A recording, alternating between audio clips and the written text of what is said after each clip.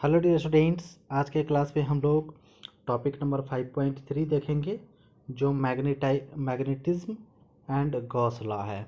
कि Gauss law हम लोग जो पढ़े थे, इलेक्ट्रिक चार्ज के कारण जो इलेक्ट्रिक फील्ड प्रोड्यूस होता है उस कंडीशन में उसको इससे रिलेट करके हमको देखना है कि मैग्नेटिक फील्ड जो प्रोड्यूस होगा उस कंडीशन में गॉस लॉ का वैल्यू क्या होगा। एक बार हम गॉस लॉ को रिपीट करते हैं जो हम लोग इलेक्ट्रिक फील्ड में पढ़े थे। हम लोग पढ़े थे कि अगर आपके पास एक क्लोज्ड सरफेस हो, उसमें अगर एक चार्ज Q रखा हुआ हो, तो इस कंडीशन में चार्ज से इलेक्ट्रिक फील्ड लाइन निकलेगा और इलेक्ट्रिक फील्ड लाइन इस सरफेस को क्रॉस करेगा। और इलेक्ट्रिक फील्ड लाइन जब सरफेस को क्रॉस करता है तो इलेक्ट्रिक फ्लक्स क्रिएट होता है।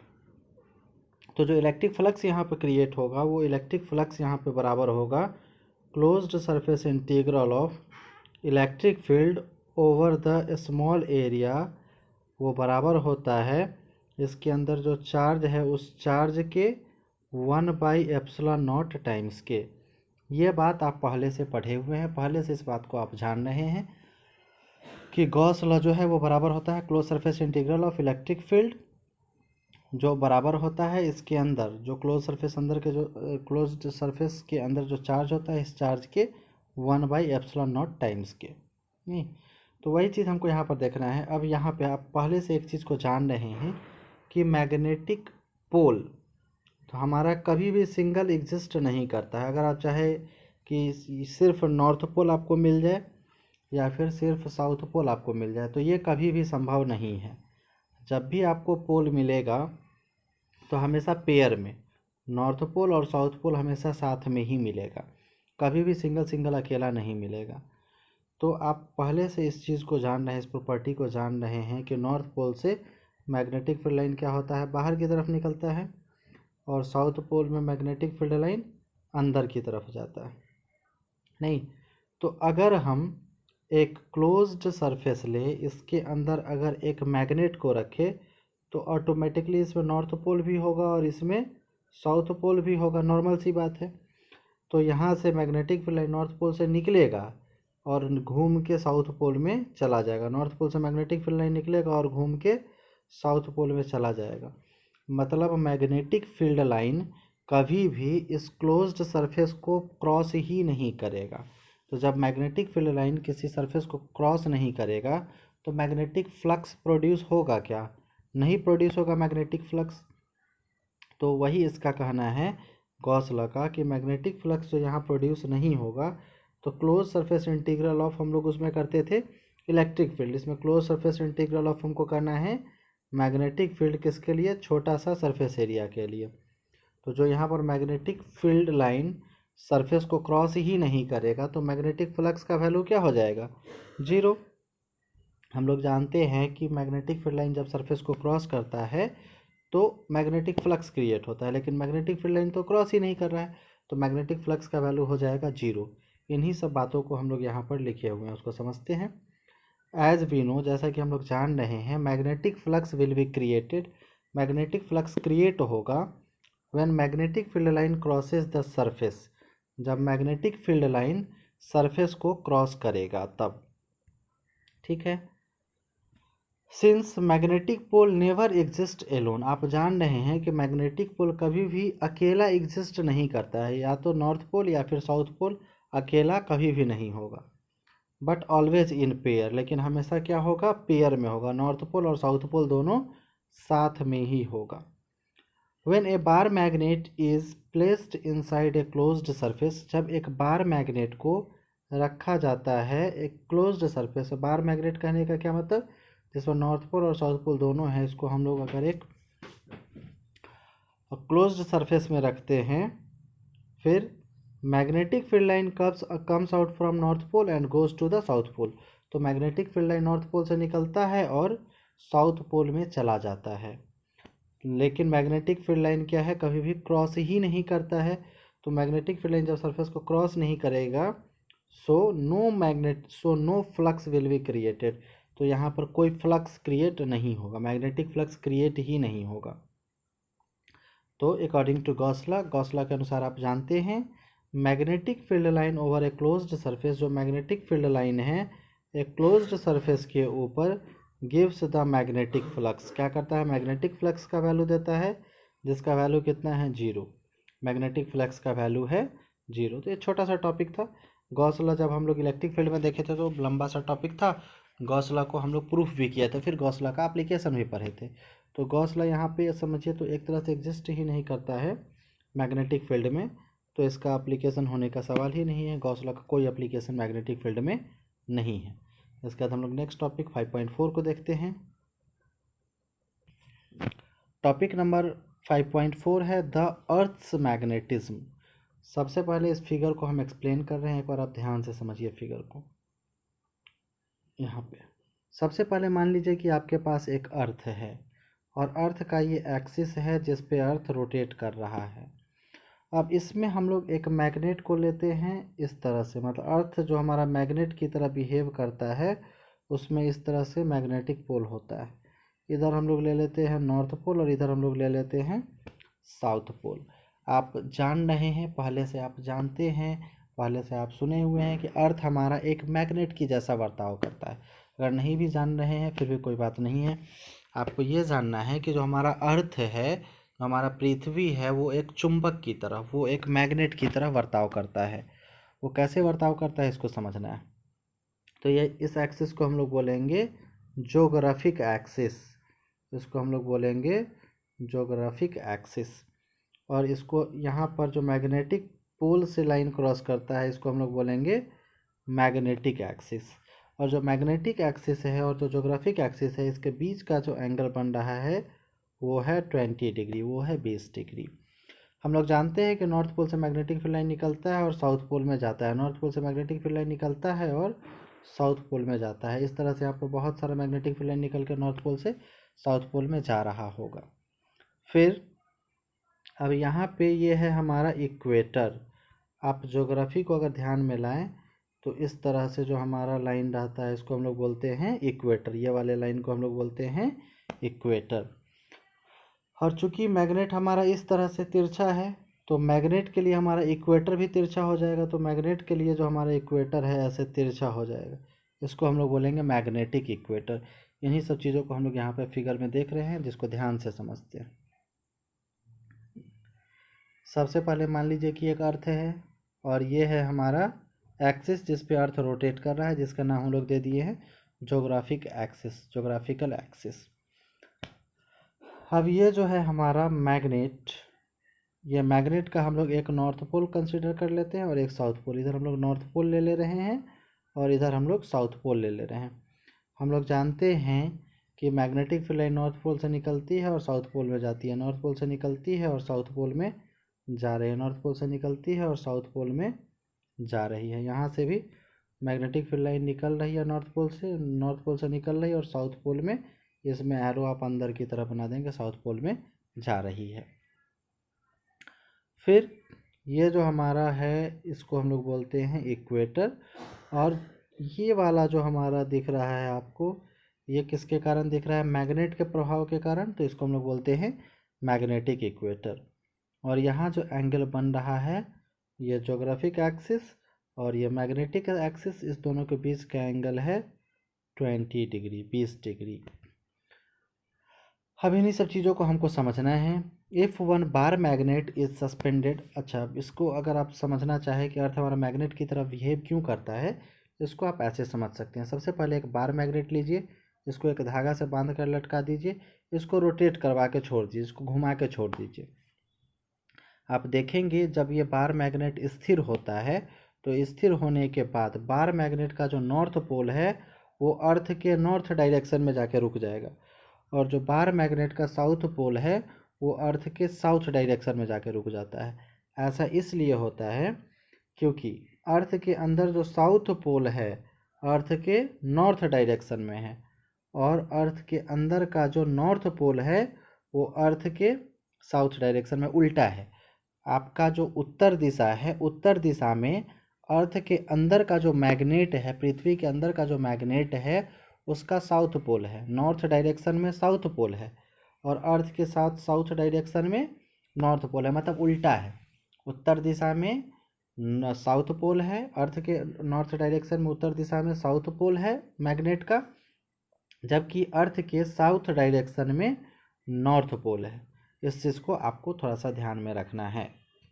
तो अब जो हम चुंबक बाहर नचा के, अर्थ पर कोई चुंबक को नचा के छोड़ रहे हैं, तो नॉर्थ पोल किधर जाके चला जा रहा है? नॉर्थ डायरेक्शन में, अर्थ के नॉर्थ डायरेक्शन में। और साउथ पोल किधर रुक रहा है? साउथ डायरेक्शन में। ऐसा इसलिए क्योंकि अर्थ के नॉर्थ डायरेक्शन में कौन सा पोल होता है? अर्थ के नॉर्थ डायरेक्शन में होता है साउथ पोल। तो साउथ पोल जो है नॉर्थ पोल को अट्रैक्ट करेगा, और अर्थ के साउथ डायरेक्शन में होता है नॉर्थ पोल, जो मैग्नेट के चुंबक के नॉर्थ पोल को अट्रैक्ट करता है। उम्मीद है आप इस चीज़ को समझ रहे हैं। एक बार फिर से समझिए, जो हमारा अर्थ का नॉर्थ डायरेक्शन है, उधर अर्थ का साउथ पोल होता है, और जो अर्थ का साउथ डायरेक्शन है उधर अर्थ का नॉर्थ पोल होता है। तो जब हम मैग्नेट को नचा के छोड़ते हैं, तो मैग्नेट जब हमारा रुकेगा, तो मैग्नेट का जो नॉर्थ पोल है वो इस डायरेक्शन में चला आएगा, नॉर्थ डायरेक्शन में, क्योंकि नॉर्थ डायरेक्शन में कौन है? South pole. जो साउथ पोल नॉर्थ पोल को अट्रैक्ट करेगा, और जो मैग्नेट का साउथ पोल है वो साउथ पोल साउथ डायरेक्शन में आकर रुकता है, क्योंकि साउथ पोल में कौन है? North pole. साउथ डायरेक्शन में नॉर्थ पोल है, जो नॉर्थ पोल साउथ पोल को अट्रैक्ट करता है। ठीक है, वही सब बात हम लोग यहाँ पर लिखे हैं। If one bar magnet is suspended with the thread, अगर एक बार मैग्नेट को, एक चुंबक को, छड़ चुंबक को अगर एक धागा से लटकाया जाता है, then its north pole is turned towards the north direction. तो इसका जो नॉर्थ पोल है वो टर्न होता है, घूम जाता है किस डायरेक्शन में? नॉर्थ डायरेक्शन में। नॉर्थ पोल किधर घूम जाता है? नॉर्थ डायरेक्शन में। And south pole is turned towards the south direction, और जो साउथ पोल है वो किधर टर्न होता है? साउथ डायरेक्शन में ऑफ द ज्योग्राफिक अर्थ, जो हमारा अर्थ है उसके ज्योग्राफिकल कंडीशन के अनुसार। फ्रॉम एयर नहीं हेयर, यहाँ पे आप इस चीज़ में थोड़ा सा सुधार कर लेंगे। फ्रॉम हेयर, यहाँ से, वी ऑब्जर्व, हम लोग ऑब्जर्व करते हैं, direction of earth north pole is in south direction. जो अर्थ का नॉर्थ पोल है उस नॉर्थ पोल का डायरेक्शन किधर है? साउथ डायरेक्शन में। तभी तो ये साउथ पोल को अपनी तरफ अट्रैक्ट कर रहा है। And the direction of south pole is in north direction, और जो अर्थ का साउथ पोल है, जो पृथ्वी के अंदर का जो मैग्नेट है उसका जो साउथ पोल है उसका डायरेक्शन किधर है? North pole. तभी तो ये नॉर्थ पोल को अपनी तरफ अट्रैक्ट कर रहा है। The angle formed between magnetic axis and geographic axis is 20 degree, और जो एंगल बन रहा है मैग्नेटिक एक्सिस और ज्योग्राफिक एक्सिस के बीच, वो एंगल का वैल्यू है 20 degree.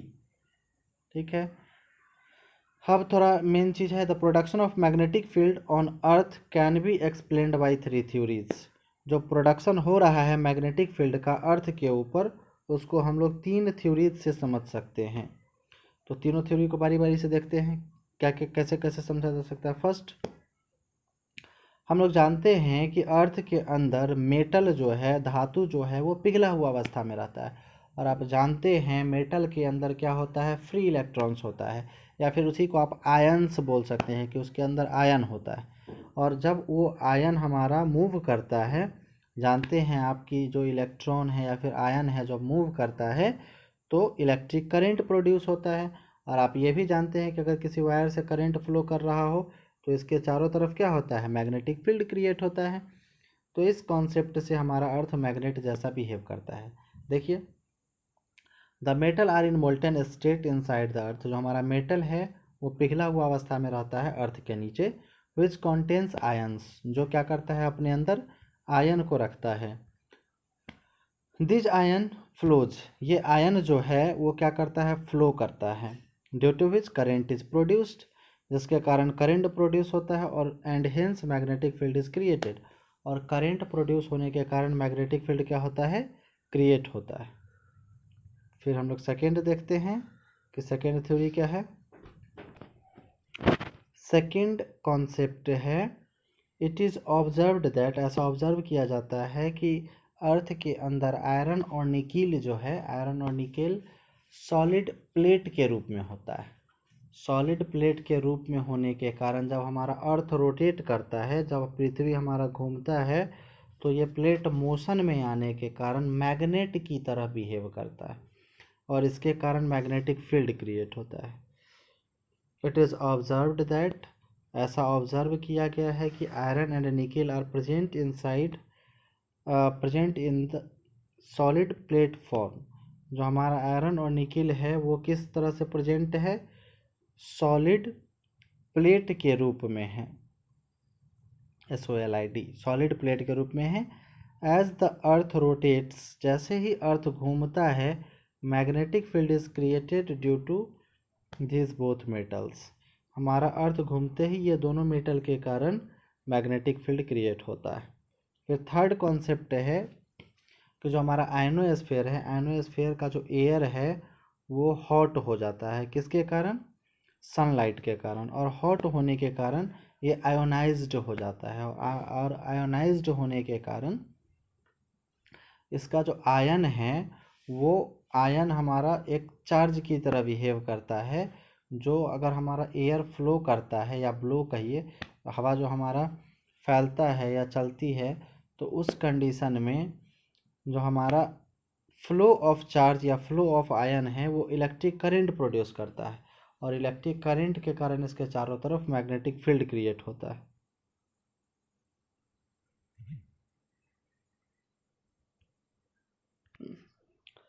Air of ionosphere gets ionised, जो आयोनोस्फीयर का एयर है वो आयोनाइज्ड हो जाता है।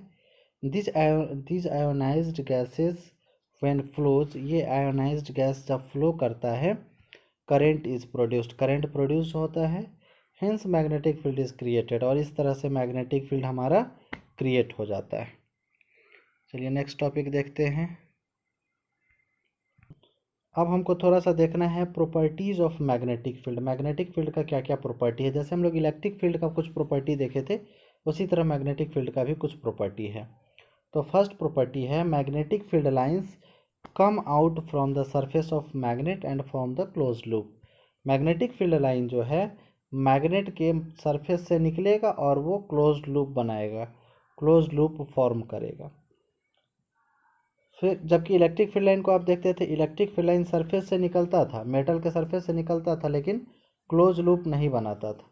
नहीं, सरफेस से निकलता था या सरफेस में जाता था, लेकिन कभी भी क्लोज्ड लूप नहीं बनाता था। सेकेंड प्रॉपर्टी है magnetic field lines starts from north pole and ends to south pole. हमेशा मैग्नेटिक फील्ड लाइन जो है वो नॉर्थ पोल से निकलेगा और साउथ पोल में जाके ख़त्म होगा। Magnetic field line north pole से निकलेगा और साउथ पोल में जाके ख़त्म होगा, नॉर्थ से निकलेगा और साउथ में जाके ख़त्म होगा। फिर थर्ड है tangent drawn at any point on the curve of magnetic field line gives the direction of magnetic field. मतलब जो हमारा मान लीजिए कि ये नॉर्थ पोल है, ये साउथ पोल है, इधर से इधर जो हमारा कर्व बन रहा है मैग्नेटिक फील्ड लाइन का, इसके किसी भी पॉइंट पर अगर हम टेंजेंट खींचे, मान लीजिए कि यहाँ पर अगर हम टेंजेंट खींचे तो ये टेंजेंट का जो डायरेक्शन है, टेंजेंट मतलब स्पर्श रेखा, ये जो स्पर्श रेखा का डायरेक्शन है यही डायरेक्शन मैग्नेटिक फील्ड का है। मान लीजिए यहाँ पर अगर देखें, यहाँ पर अगर हम टेंजेंट खींचेंगे तो यहाँ पर जो डायरेक्शन है यही डायरेक्शन हमारा किसका है? मैग्नेटिक फील्ड का डायरेक्शन है। फिर next property two magnetic field lines never intersect each other. दो को मैग्नेटिक फील्ड लाइन कभी भी एक दूसरे को इंटरसेक्ट नहीं कर सकता है। दो मैग्नेटिक फील्ड लाइन कभी भी एक दूसरे को काटेगा नहीं, कभी भी एक दूसरे को इंटरसेक्ट नहीं करेगा, क्योंकि जैसे मान लीजिए एक मैग्नेटिक फील्ड लाइन दूसरा मैग्नेटिक फील्ड लाइन इंटरसेक्ट किया तो यहाँ पर क्या होगा? दो डायरेक्शन हो जाएगा। अगर हम लोग टेंजेंट देखें तो एक डायरेक्शन इधर और एक डायरेक्शन हमारा इधर, जो कभी भी संभव नहीं है। अब हम लोग तो इसका 5 प्रॉपर्टी नहीं, 4 ही प्रॉपर्टी हम लोग अब 5 टॉपिक नंबर 5.5 टॉपिक नंबर 5.5 या 5.6 है। टॉपिक नंबर 5.5 देखते हैं। टॉपिक का नाम है मैग्नेटाइजेशन एंड मैग्नेटिक इंटेंसिटी। ये 2 मार्क्स में कभी कभी पूछता है कि मैग्नेटिक इंटेंसिटी क्या है, व्हाट इज़ मैग्नेटिक इंटेंसिटी, या फिर व्हाट इज़ मैग्नेटाइजेशन, या फिर व्हाट इज़ मैग्नेटिक फ्लक्स। ये बेसिक छोटा छोटा टॉपिक सब है, 4-5 ठो, जिसको हम लोग देखते हैं। मैग्नेटिक इंटेंसिटी हम लोग किसको कहते हैं? मान लीजिए कि आपके पास एक वैक्यूम है और इस वैक्यूम में एक बी नॉट मैग्नेटिक फील्ड आप क्रिएट करवा रहे हैं। तो जो B naught magnetic field create हो रहा है इसी को हम लोग बोलेंगे magnetic intensity. Consider that inside vacuum, मान लीजिए कि वैक्यूम के अंदर a magnetic field B naught exist. Vacuum के अंदर मान लीजिए वैक्यूम के अंदर मैग्नेटिक फील्ड कुछ बी नॉट है जो हम क्रिएट करवा रहे हैं कैसे भी करके, लेकिन वैक्यूम के अंदर मैग्नेटिक फील्ड कुछ बी नॉट है, ठीक। Then magnetic intensity is given by relation. तो उस समय जो हमारा मैग्नेटिक इंटेंसिटी होगा जिसको हम लोग एच से डिनोट करेंगे वो मैग्नेटिक इंटेंसिटी बराबर एच बराबर होगा B naught by mu naught. उसके अंदर जो मैग्नेटिक फील्ड प्रेजेंट है बी नॉट, वो B naught divided by mu naught. Mu naught आप पहले से जान रहे हैं, म्यू नॉट क्या होता है, permeability of free space. Permeability of free space होता है जिस म्यू नॉट का वैल्यू होता है 4 पाई इंटू 10⁻⁷ टेस्ला मीटर पर एम्पियर, या फिर टेस्ला पर एम्पियर मीटर, या फिर टेस्ला एम्पियर इनवर्स मीटर, जो भी आप जैसे भी पढ़े एक ही चीज़ है। Older unit of magnetic intensity is Oersted.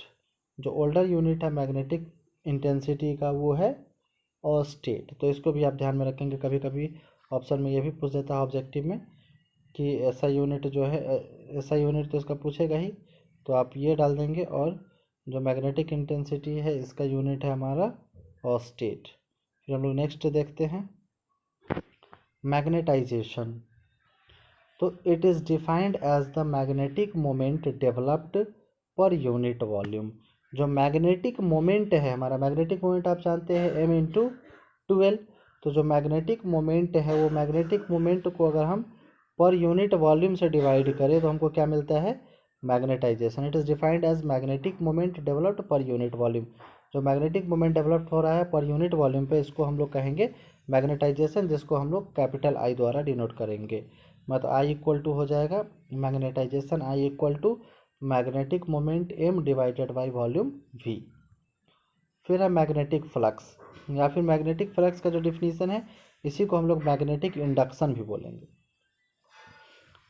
The total number of magnetic field lines passing through a surface perpendicularly is called magnetic flux. आप पहले से इस चीज़ को जान रहे हैं इलेक्ट्रिक फ्लक्स के रूप में भी। जो total number of electric field line जो पास होता है किसी भी सरफेस से उसको हम लोग बोलते हैं इलेक्ट्रिक फ्लक्स। उसी तरह से total number of magnetic field line जो किसी सरफेस से क्रॉस करेगा उसको हम लोग कहेंगे मैग्नेटिक फ्लक्स और मैग्नेटिक इंडक्शन। और उसी को हम लोग क्या नाम दे सकते हैं, उसी को हम लोग मैग्नेटिक इंडक्शन भी बोल सकते हैं, जिसको हम लोग बी से डिनोट करते हैं, ठीक है।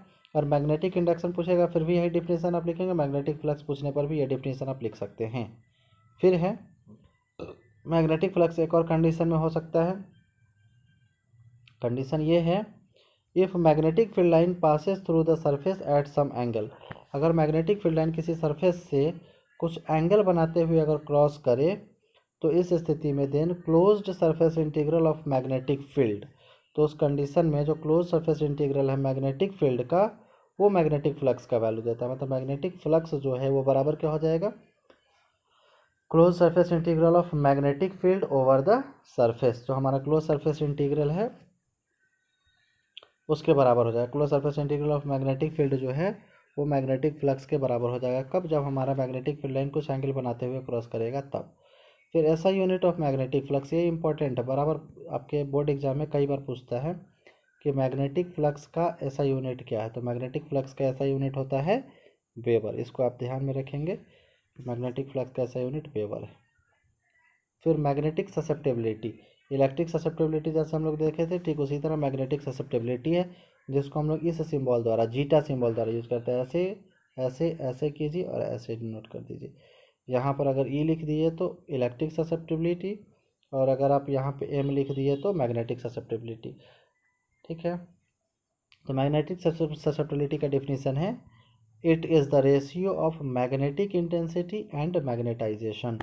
यह मैग्नेटिक इंटेंसिटी और मैग्नेटाइजेशन के रेशियो के बराबर है। तो मैग्नेटिक इंटेंसिटी को हम लोग आई से डिनोट कर रहे हैं और मैग्नेटाइजेशन को एच से डिनोट कर रहे हैं। तो 2 नंबर में कभी कभी ये भी पूछता है, मैग्नेटिक ससेप्टेबिलिटी भी पूछता है, ये भी इंपॉर्टेंट है 2 मार्क्स के लिए। तो ये रेशियो है किसका किसका, मैग्नेटिक इंटेंसिटी आई का और मैग्नेटाइजेशन एच का। फिर है मैग्नेटिक परमिएबिलिटी, कभी कभी 2 मार्क्स में ये भी पूछता है। तो it is the ratio of magnetic induction to the magnetic intensity. ये मैग्नेटिक इंडक्शन और मैग्नेटिक इंटेंसिटी का रेशियो है। तो मैग्नेटिक परमिएबिलिटी जो है उसको हम लोग म्यू से डिनोट करते हैं। ये रेशियो किसका किसका, मैग्नेटिक इंडक्शन यानी बी का, और दूसरा मैग्नेटिक इंटेंसिटी को हम लोग एच से डिनोट करते हैं। इसका इस दोनों का जो रेशियो है इसको हम लोग म्यू से डिनोट करते हैं। ये है हमारा मैग्नेटिक परमिएबिलिटी। तो अब बस एक टॉपिक बचा है इस चैप्टर में, तो मिलते हैं हम लोग फिर नेक्स्ट क्लास में। तब तक आप लोग अपना ख्याल रखिएगा, अच्छे से रहिएगा। तब तक के लिए बाय बाय।